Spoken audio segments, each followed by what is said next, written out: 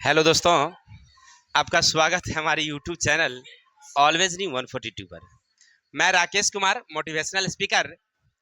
शिक्षा ज्ञान रूपी फूल देता है, जो जितना खिलता है वो उतना ही सुगंधित होता है। देखिए, एक शिक्षा जो है ना, एक ज्ञान रूपी फूल है। यानी फूल समझिए उसको, फूल जितना ही खिलता है उतनी ही सुगंधित होता है। यानी जितना आपके पास शिक्षा ज्यादा रहेगी, आपका महत्व उतना ही ज्यादा होगा।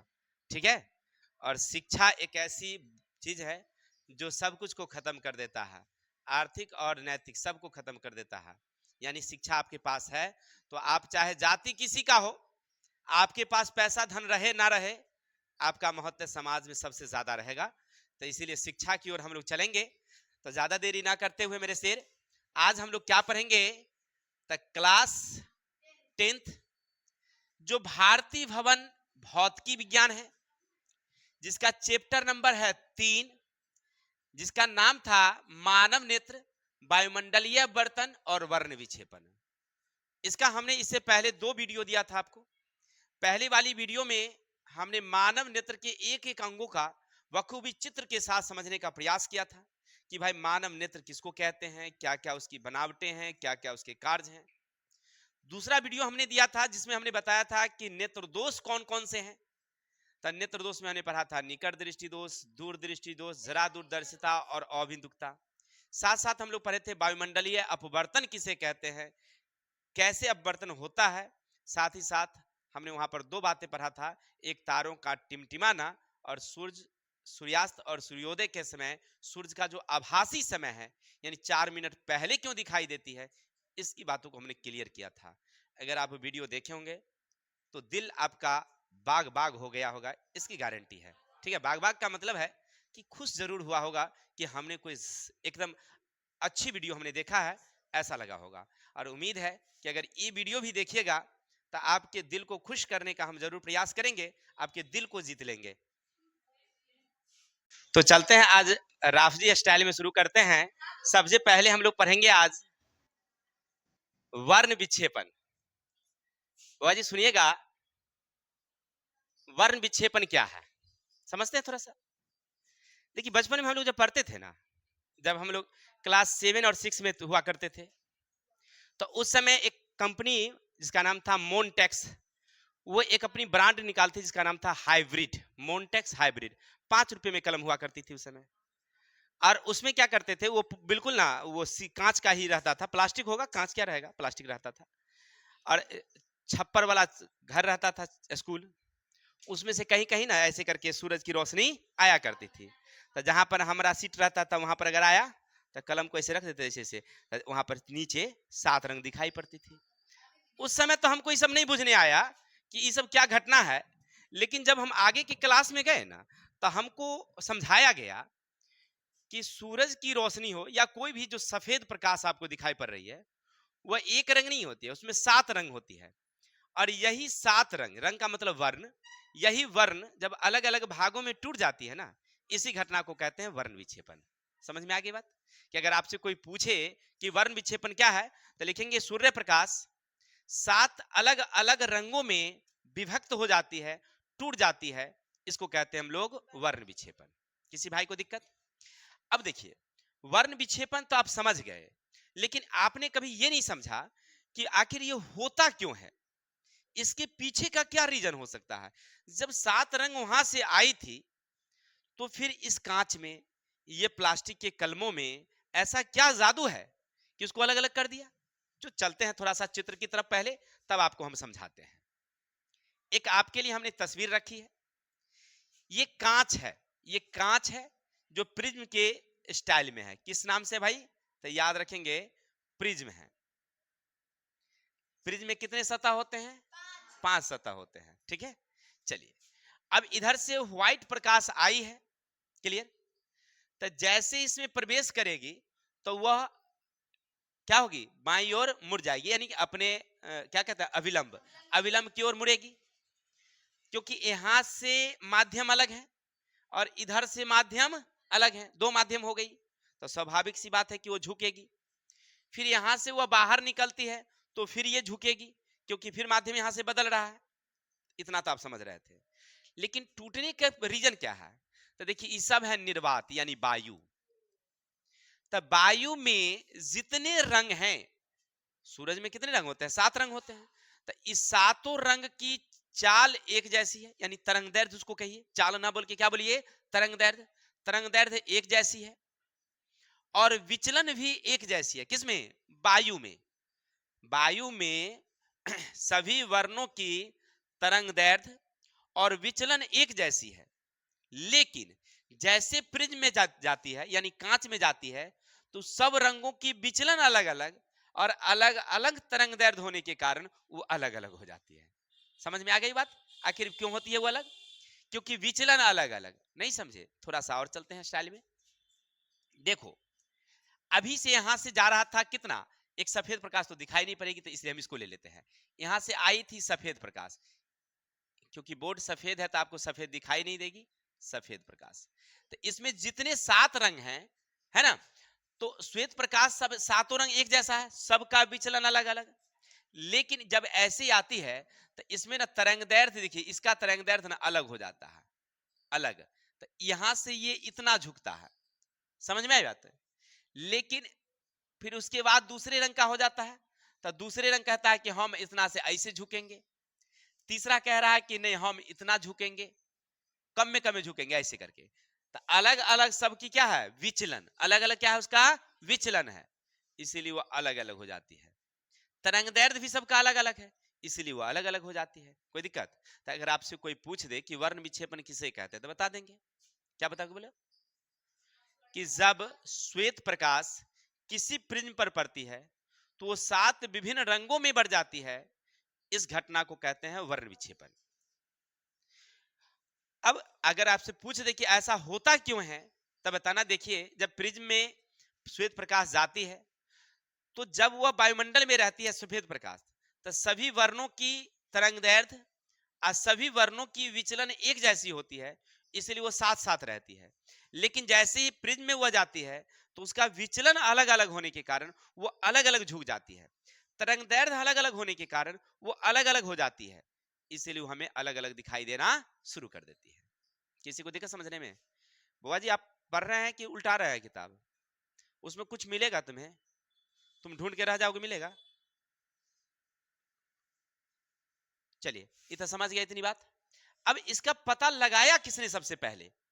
देखिए सबसे पहले हमारे आइजैक न्यूटन जो थे, न्यूटन साहब ने इसके बारे में पता लगाया। क्लियर? हुआ यूं घटना कि एक कमरे में वह पढ़ रहे थे और कमरे में ठीक एक खिड़की थी, खिड़की से सूरज की रोशनी आ रही थी।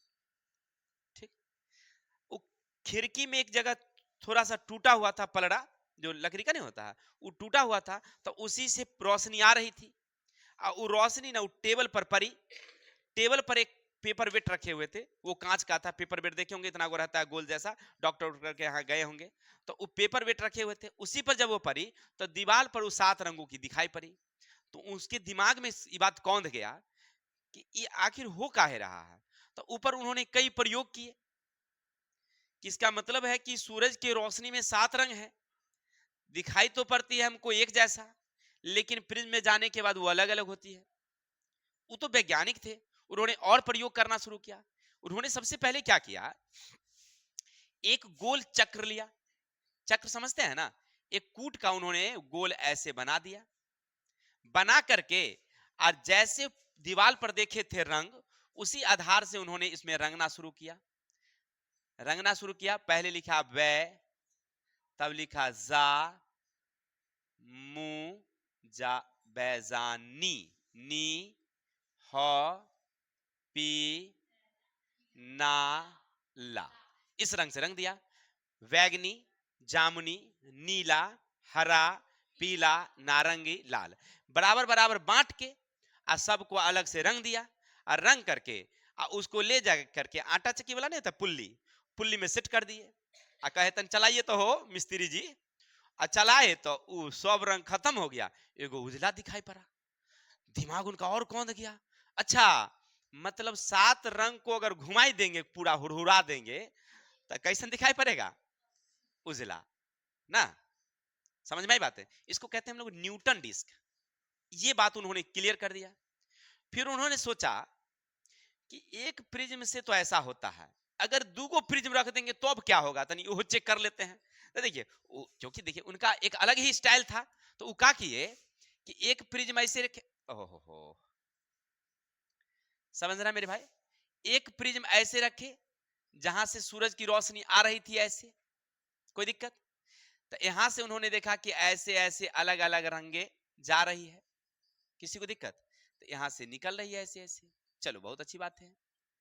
अब उन्होंने सोचा कि अगर यहां पर एक और प्रिज्म रख दें तो क्या होगा, तो उन्होंने उसको उल्टा रख के देखा, चेक किया कि भाई उल्टा रख के देखते हैं। तो उल्टा रखने के बाद इसमें जब आया, फिर यहां से निकला तो फिर सफेद हो गई, इधर भी श्वेत और इधर भी श्वेत। यानी उन्होंने कहा कि सूरज में 7 रंग होते हैं, और सातों रंगों में अगर हम फिर से प्रिज्म रख देंगे तो फिर से सफेद हो जाती है। यानी कि एकदम पूरा क्लीन कर दिए कि सूरज में कितने रंग होते हैं, 7 रंग होते हैं। कोई दिक्कत, वो कई प्रयोग द्वारा उन्होंने दर्शा दिया कि सूरज के रोशनी में कितने रंग, कोई दिक्कत। जैसे पहला न्यूटन डिस्क दर्शा दिया, फिर उन्होंने कह दिया कि 7 रंग के सामने अगर उल्टी प्रिज्म रख देते हैं तो सफेद निकलती है। यानी सूरज से जो रोशनी आती है वह सफेद रंग है, लेकिन उसमें कितने रंग होती है, 7 होती है, किसी को दिक्कत। और उसका नाम क्या रखा उन्होंने, वैजानी ह पिनाला, वैजानी ह पिनाला। तो वै से हो गया बैगनी, जा से जामुनी, नी से नीला, ह से हरा, पी से पीला, नारंगी और लाल। अब यहां से कुछ ऑब्जेक्टिव क्वेश्चन पूछते हैं। ऑब्जेक्टिव क्या, तो अब अगर आप देखिएगा इनमें सब में, तो आप लाल की तरंग दैर्ध्य ज्यादा होती है, याद रखिएगा, तरंग दैर्ध्य, तरंग दैर्ध्य सबसे ज्यादा, क्लियर, याद रखेंगे किसकी तरंग दैर्ध्य सबसे ज्यादा, कोई दिक्कत। अगर कोण की बात करेंगे तो इसका कोण जो है ना विचलन, ये बहुत कम होता है, याद रखेंगे। तो लाल का विचलन कम, तरंग दैर्ध्य ज्यादा, कोई दिक्कत। तो ऑब्जेक्टिव में पूछता है कि किस रंग का विचलन सबसे ज्यादा, लाल का नहीं है, गलती हो गया, ये तो विचलन कम है उसका, विचलन किसका कम, तो लाल का। आज ज्यादा पूछ दिया तब क्या कहेंगे, बैगनी का, ठीक है। विचलन सबसे ज्यादा किसका, बैगनी, और कम किसका, लाल का। अब तरंग दैर्ध्य की बात, तरंग दैर्ध्य सबसे ज्यादा किसका और सबसे कम किसका, ठीक है ना। लिखते हैं हम लोग कहां से, तो नीचे से ऊपर जाते हैं, याद रखिएगा, वैजानी हो पिलाना, नीचे से ऊपर जाते हैं, ऊपर देखना रेड है, नीचे है वायलेट यानी बैगनी, ठीक है। कभी कभी कंफ्यूजन वाला पूछ देता है कि बीच में कौन है, तब बैजानी हो है बीच में, 3 गो नीचे 3 गो ऊपर, बाकी बीच में कौन चीज, हरा, समझ रहा है ना। तो कंफ्यूजन मत होइएगा, कभी कभी आपको उल्टा पुल्टा करके पूछ देता है कि पूछेगा कि वर्ण विक्षेपण में बीच में कौन सा रंग, तो कंफ्यूज हो जाइएगा तब, कि सर जी तो बताए नहीं, तो याद रखिएगा कौन चीज, हरा, कोई दिक्कत। तरंग दैर्ध्य किसका ज्यादा, लाल का, और कम किसका, विचलन किसका ज्यादा और कम किसका, ये तो हो गया। अब आपसे पूछेगा कभी कभी तरंग दैर्ध्य भी पूछ देता है, जो आपके पाठ्य पुस्तक में लिखा हुआ है ना, पेज संख्या 37 में। देखिए वैगनी का तरंग दैर्ध्य है मात्र 400 से 440 mm, वहीं लाल की बात करेंगे तो 620 से 700 तक है, क्लियर। तो सबसे ज्यादा तरंग दैर्ध्य किसका, चलिए बहुत, इतनी बात तो समझ गए। लेकिन आप वीडियो देख रहे हैं तो आप तो पूछ नहीं सकते, लेकिन जो ऑफलाइन के बच्चे हैं उनको पूछना चाहिए कि सर जी तरंग दैर्ध्य क्या हुआ, हम नहीं समझ रहे हैं, तनी यो बता ही दीजिए। क्या तरंग दैर्ध्य समझ रहे हैं आप लोग क्या, तो एक बार पूछे नहीं सर कि तरंग दैर्ध्य बोलते जा रहे हैं, हम समझ नहीं रहे हैं। चलिए हमको याद आगे आज आप लोग नहीं जानते होंगे, हम जान रहे थे, इसलिए हम थोड़ा बता देते हैं। देखो ये देख रहे हो ना, तो ये देखिए ऐसे घूमेगी, कोई दिक्कत। उसके बाद ये ऐसे घूमेगी, उसके बाद ये ऐसे चलेगी, ये ऐसे चलेगी। अब मान लीजिए लाल वाली है तो लाल वाली ऐसे चलेगी, है ना। यानी कहने का अर्थ है कि आप जो देख रहे हैं ये वाली ऐसे और ये वाली ऐसे, इसकी जो बीच की दूरी हुई ना, ये हुआ तरंग दैर्ध्य। या आप यहां समझिए, इसके बीच की दूरी को भी आप कह सकते हैं, माने ज्यादा ज्यादा चल रहा है, ऐसे ऐसे एकदम पूरा उठ उठ के चल रहा है, नहीं एगो तुरंत तुरंत ऐसे ऐसे चल रहा है, समझ में आई बात है? तुरंते तुरंते चल रहा था, ये कम हुआ, ऐसे ऐसे ऐसे ऐसे उठेगा, ऐसे ऐसे चलेगा, जी क्या हो गया, ज्यादा ज्यादा हो गया। That's all. तरंग दैर्ध्य समझ गए ना? यानी एक शीर्ष और एक गर्त के बीच की जो लांबिक दूरी होती है वही तो तरंग दैर्ध्य होता है। क्लास 9 में हम लोग पढ़े थे। एक शीर्ष और एक गर्त के बीच की जो दूरी है वो क्या कहलाती है? उसकी तरंग दैर्ध्य कहलाती है। तो लाल की तरंग दैर्ध्य आप समझ गए ना? कोई कहेगा तो इसे फोटो से बना देंगे हम लोग। चलिए, ऐसे हमारा वो सब्जेक्ट नहीं था लेकिन फिर भी बता दिए हैं। चलिए, तो तरंग दैर्ध्य क्लियर हो गया, वर्ण विक्षेपण क्लियर हो गया। अब चलते हैं, एक हमारा अगला टॉपिक है श्वेत सॉरी इंद्रधनुष। कभी आप लोग ऐसा वाला देखे हैं आकाश में? अच्छा, सब लोग देखे होंगे। बड़ा ही मनोरम दृश्य होता है ना भाई। हम एक बार जा रहे थे अपनी बहन के यहाँ, कुछ दिन पहले की बात बता रहे हैं। तो जब पतैली में जब चले गए थे ना चौर में उधर, तो देखे उधर में लगाया हुआ था। तो हम रुक के घर पर फोन किए कि इंद्रधनुष लगा हुआ है, तो बच्चा सबको दिखाई दीजिए भाई, कि भाई नहीं देखा होगा। और सब दिन तो लगता नहीं है, तो कभी कभी लगता है, तो सब लोगों को देख लेना चाहिए। फिर अगले समय कब आएगा पता नहीं, इसलिए सबको दिखाना चाहिए, है कि नहीं?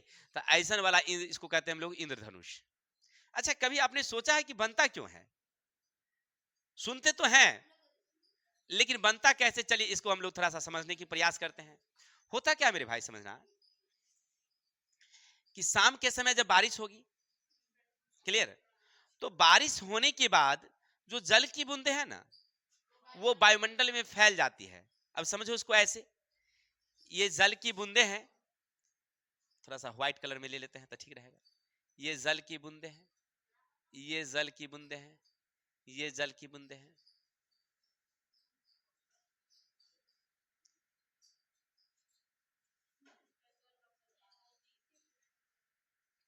चलिए, अब ज्यादा नहीं बनाएंगे, अब अंदाज में समझ गए होंगे कि इस तरह से जल की बूंदे वायुमंडल में फैल जाती है। कोई दिक्कत? और इधर है पश्चिम, पश्चिम दिशा है। तब पश्चिम दिशा से आ रही प्रकाश किरणें, इधर मान लीजिए पश्चिम है, दिखाई नहीं पड़ रही है इसीलिए हो गया। तो अब शाम का समय है, हमारा सूरज किधर होगा भाई? पश्चिम दिशा में होगी। तो इधर से अब रोशनी आ रही है। चलिए, तो इधर से रोशनी जब आएगी तो इस तरह से आएगी। ये तो नीला है तो दिखाई नहीं पड़ेगी, रेड ले लेते हैं। इस तरह से आएगी, समझना थोड़ा सा। चलिए, अब ज्यादा नहीं बनाएंगे, समझ गए। जल श्वेत होता है, पारदर्शी होता है। जब ये पारदर्शी होगा तो अभी अभी आपने क्या पढ़ा कि जब वर्ण उसमें जाएगी, यानी रंग उसमें जाएगी, तो वह क्या हो जाएगी? अलग अलग रंगों में। क्लियर है? तो यहाँ आई थी तो एक रंग, कौन वाली?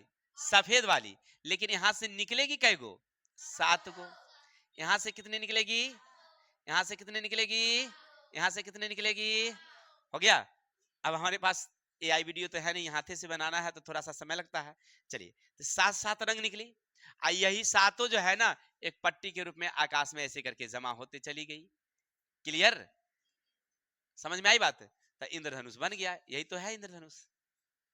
अब लिखोगे कैसे? पूछते परीक्षा में तब तो लिखना कि शाम के समय जब बारिश होती है तो जल की बूंदे वायुमंडल में फैल जाती है, और ठीक उसके बाद जब पश्चिम के आकाश से सूरज से आ रही रोशनी जल की बूंदों पर पड़ती है, जल की बूंदें पारदर्शी होती है, जिसके कारण प्रकाश का वहां अपवर्तन हो जाता है। अब जैसे अपवर्तन होगा तो वह 7 विभिन्न रंगों में बढ़ जाएगी, क्योंकि हम जानते हैं कि सूरज की रोशनी जब एक माध्यम से दूसरे में जाती है, उसके विचलन और तरंगदैर्ध्य अलग अलग है, जिसके कारण वो अलग अलग भागों में टूट जाती है, और वही रोशनी हमारी पूरब के आकाशों में एक जमा हो जाती है। उसको कहते हैं हम लोग इंद्रधनुष। जमा तो होता है भाई सीधा सीधा, लेकिन दिखाई पड़ता है आपको टेढ़ा टेढ़ा, क्योंकि हमारी वायुमंडल ही टेढ़ है। टेढ़ नहीं है, वो है सीधा, लेकिन हमको दिखाई पड़ता है टेढ़। एक लिए अगर पूरा समझना है तो चलो हमारे वीडियो में जाना, सर्च करना ऑलवेज न्यू 142, वीडियो आएगा। वीडियो में लिखना पॉपुलर वीडियो, सबसे फर्स्ट वीडियो मेरा वही है, तुम देख सकते हो। उसमें सबसे हमने समझाया कि पृथ्वी हमारी गोल क्यों दिखाई पड़ती है। ननिहाल जाते हैं सीधा है, जहां जाते हैं सीधा है, फिर हमें दिखाई क्यों पड़ती है टेढ़ी भाई। चलिए, धन्यवाद। तो इस क्लियर हो गया सबको? बहुत धन्यवाद। अब आगे चलेंगे, हमारा अगला पॉइंट क्या है भाई? ये तो समझ गए। अब चलते हैं प्रकाश का परिकिरणन। देखो, एक सुंदर सा तस्वीर हमने लिया है। देख रहा है ना, ये प्रकीर्णन का मतलब क्या होता है भाई? कोई आप जानते हैं प्रकीर्णन? नहीं नहीं नहीं नहीं नहीं। देखिए प्रकीर्णन का मतलब होता है छितराना, फैलना, छितराना। नहीं, लड़का लोग का शादी होता है, जैसे हमारा निरंजन भाई का शादी होगा, तो वो वहां जाएगा तो पहला बार जो है कहेगा खा लियो ना, तो नहीं खाएगा, छिड़ियाएगा। और नजर रहेगा वो भैंसी दूरा पर बांधल है ओकरे पर। हाँ चलिए, देखिए लड़का का यही ध्यान रहता है कि भैंसी हमारा मिल जाए। अच्छा ठीक है, अगर हम रहेंगे तो हम कह देंगे कि हमको कहा था कि भैंसी को हमारा, चलिए आए किताब की। तो समझ रहे हैं ना, लेकिन ऐसा नहीं करना चाहिए भाई, काहे रूसेंगे भाई, क्या आए किताब। तो हम लोग समझ रहे थे ये प्रकीर्णन का मतलब क्या मेरे भाई? छितराना। कोई दिक्कत? यानी जब प्रकाश गमन करती है, तो देखिए प्रकाश की आप रेखा को आप देख नहीं सकते, किरण पुंज को आप देख नहीं सकते हैं, निर्वात में आपको दिखाई नहीं पड़ेगी। लेकिन जैसे वह हमारी वायुमंडल में इन करती है, वहां पर कोई ना कोई धूलकण है, कोई ना कोई जलवाष्प है, यानी इसको कहते हैं हम लोग कोलाइडी विलियन। वो विलियन जब उसके मार्ग में आती है तब आपको दिखाई देती है। कहेगा सर नहीं समझे, तो चलिए थोड़ा सा स्टाइल में चलते हैं, गौर करिएगा। कभी अब बाहर में खड़े हो जाइए, सूरज की रोशनी आपको दिखाई पड़ रही है आते हुए? नहीं दिखाई पड़ती है। आप सफेद दिखाई पड़ता है, रोशनी आपको दिखाई नहीं पड़ती है। लेकिन आप चलिए एक अंधेरे कमरे में चलिए, ये हमारा छप्पर है अंधेरा कमरा का भैया मोरे, ये छप्पर है, क्लियर। नीचे हमारी प्यारी सी छोटी सी एक तानिया जी बैठी हुई है यहाँ, क्लियर, बैठी हुई है। और इधर से एक रोशनी इस छप्पर में ना थोड़ा सा छेदा हो गया मान लीजिए ऐसे, तो ये रोशनियां आ रही है ऐसे, नहीं आ रही है ना, तो इसको ये दिखाई पड़ रहा है ये रोशनी। बाकी इधर आ रही है तो उन्हें दिखाई पड़ेगी, लेकिन ये दिखाई पड़ रही है। अब ऐसा क्यों भाई बताओ, कभी देखे ना ऐसा? ऐसा क्यों? जब बाहर में हम जाते हैं तो हमें रोशनी दिखाई नहीं पड़ देती है, लेकिन जैसे हम अंधेरे में आते हैं तो हमें दिखाई पड़ती है। इसका कारण क्या है वो समझो, क्योंकि इसमें ना कोलाइडी के कण है, यानी धूल कण है। यही धूल कण के कारण दिखाई पड़ती है, अगर धूल कण नहीं होता तुम्हें दिखाई नहीं पड़ता। अगर कोशिश करके देखो, उस पर थोड़ा ध्यान दो, क्या करो एकदम माहौल को शांत कर दो, तो तुम्हें हल्का हल्का दिखाई पड़ेगा। थोड़ा सा गर्दा उड़ा दो तनी बरनी जला के, तब पूरा दिखाई भग भग पड़ेगा, वो जो रोशनी आ रही है पूरा दिखाई पड़ेगा। यानी कहने का अर्थ है कि ये जब प्रकाश की किरणें जब हमारी वायुमंडल में गमन करती है, तो वहां पर धूलकण होते हैं या जलवाष्प होते हैं, जिससे वो टकराती है और टकरा करके वो छिड़िया जाती है, टकरा करके छिड़िया जाती है। इसी घटना को कहते हैं हम लोग प्रकाश का प्रकीर्णन। किसी भाई को दिक्कत? अगर आपसे कोई पूछे प्रकाश का प्रकीर्णन किसे कहते हैं तो बता दोगे ना? क्या बोलोगे? हाँ, प्रकाश को छितराने की क्रिया। तो कैसे? तो कहना कि जब प्रकाश आती है ओकरे मार्ग में धूलकण या कोई जलवाष्प या कोई चीज मिलता है, तब उस पर पड़ती है, तब पड़ने के बाद वो क्या होती है? फैल जाती है, छितरा जाती है। तो इसको कहते हैं, इस घटना को कहते हैं प्रकाश का प्रकीर्णन। किसी भाई को दिक्कत? समझ गए? अब चलिए और चीज देखिएगा, एक इसका और एक उदाहरण लेते हैं।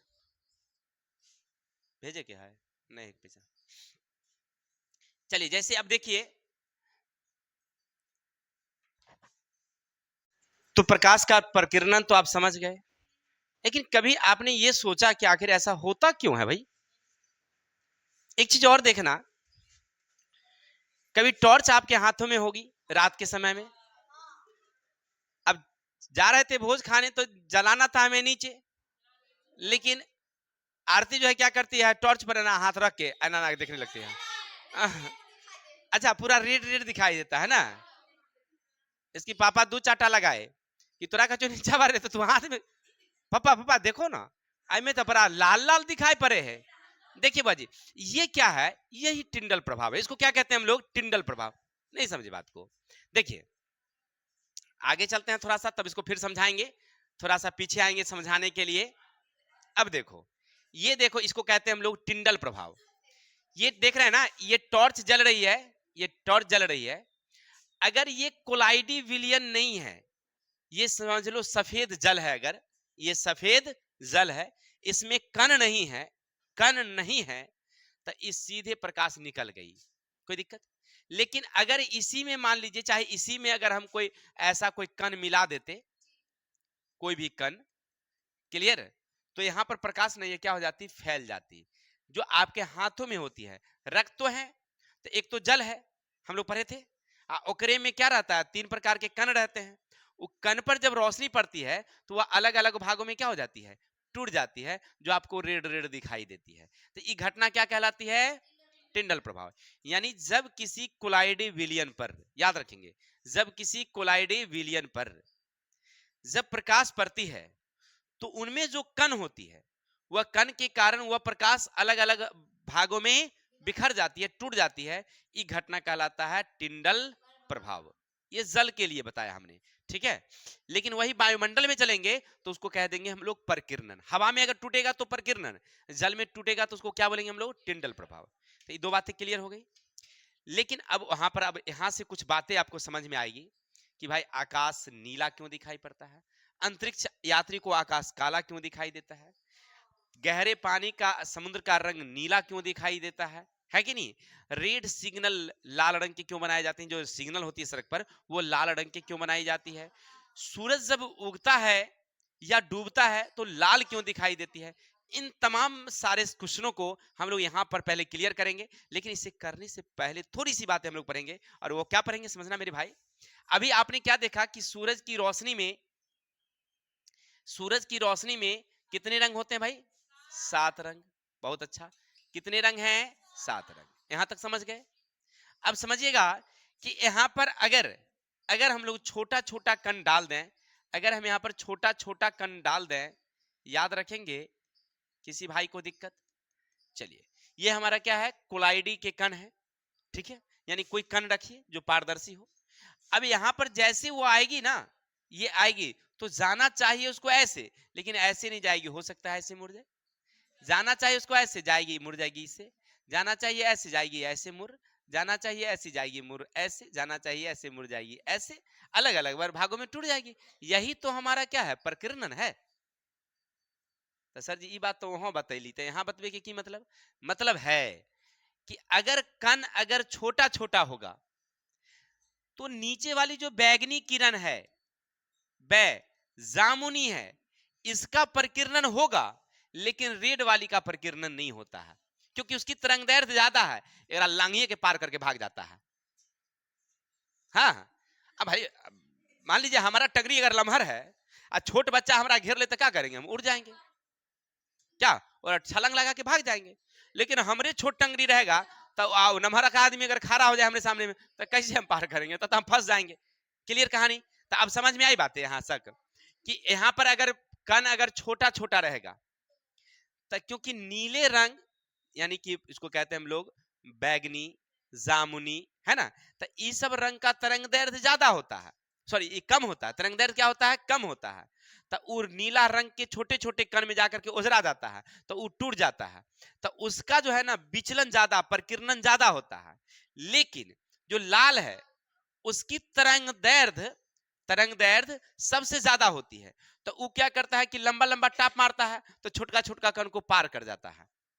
मैंने उस पर जो कण है ना उसका कोई प्रभाव नहीं पड़ता है।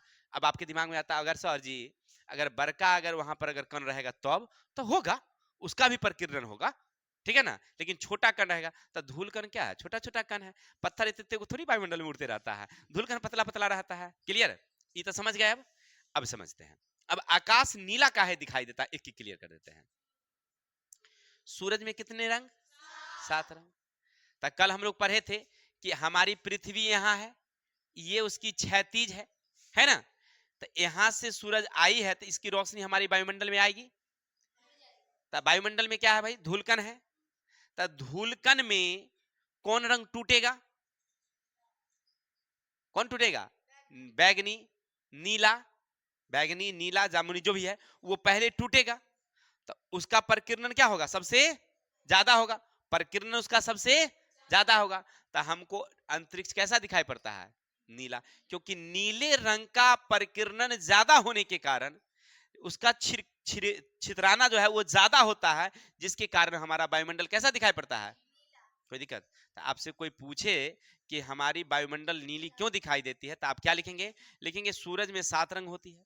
ये 7 रंग हमारी जब पृथ्वी के वायुमंडल में प्रवेश करती है, वहां पर कोलाइडी कण है, धूलकण है, उन धूल कणों में जैसे ही सूरज की रोशनी प्रवेश करती है तो नीले रंग की तरंगदैर्घ्य कम होती है, तो प्रकीर्णन उसका सबसे पहले हो जाता है और वही रंग हमारी वायुमंडल में चारों ओर फैल जाता है, जिसके कारण हमारी वायुमंडल नीली दिखाई देती है।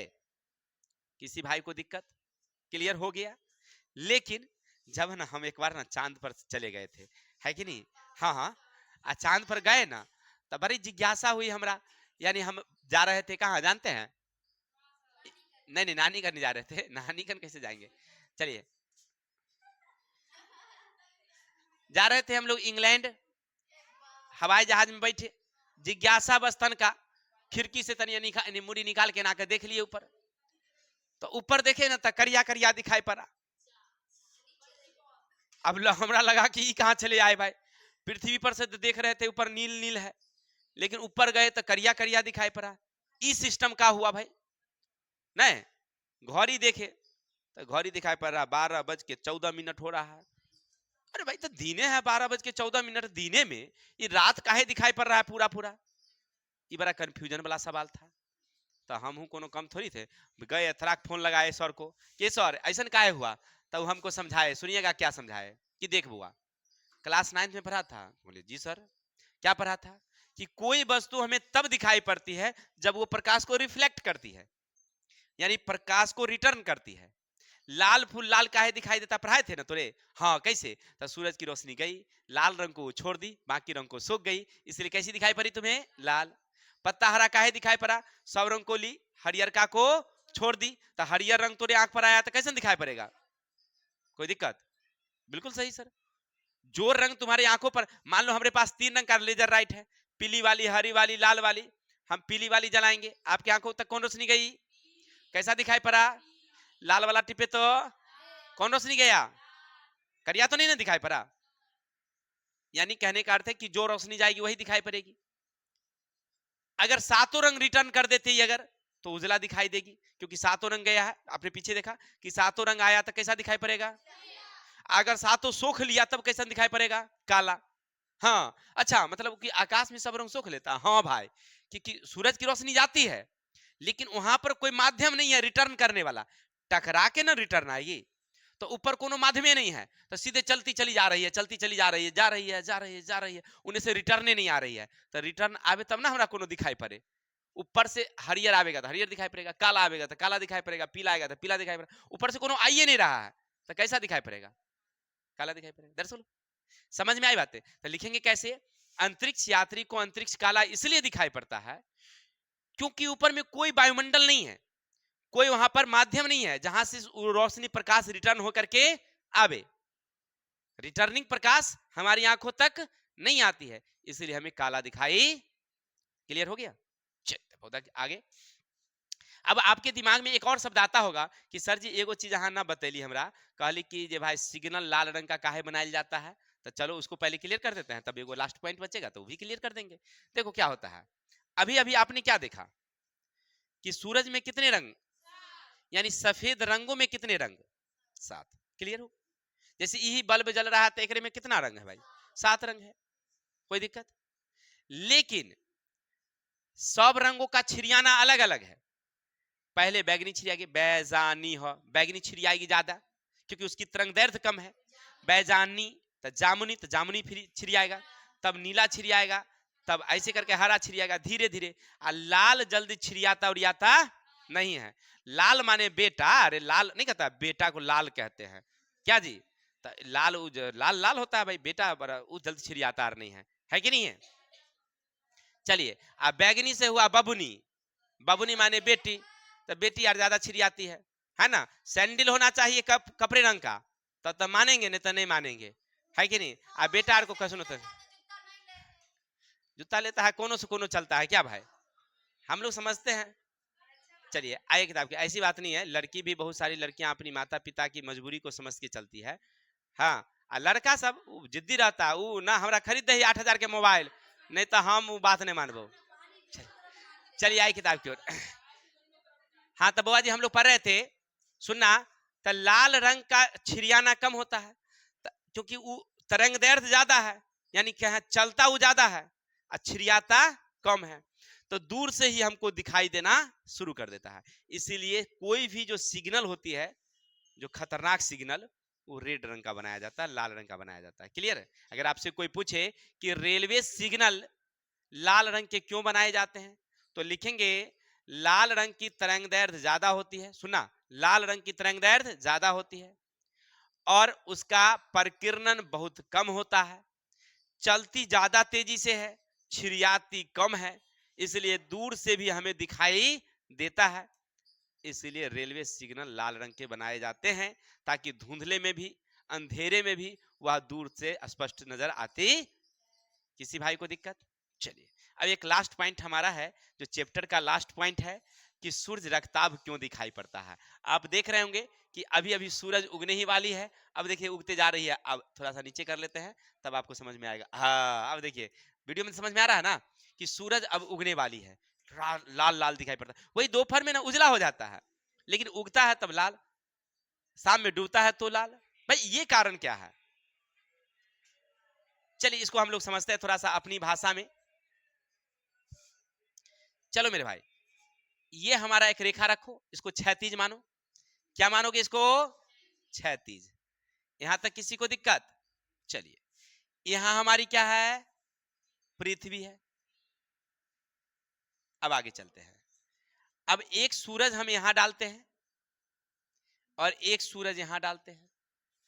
कहेगा सर जी दो सूरज नहीं, उगने वाला है, ये डूबने वाला है, यही जाएगा घूम के ऐसे, और इसकी ऐसे इसकी रेखा है।